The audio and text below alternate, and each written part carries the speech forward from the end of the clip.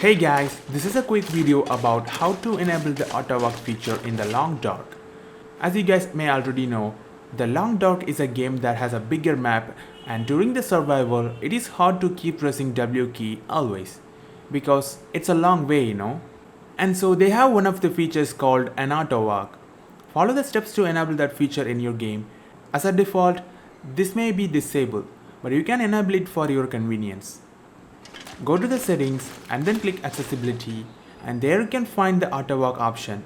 Enable it from there. Once it's been enabled, go to the game and then press the auto walk key that you have assigned for it.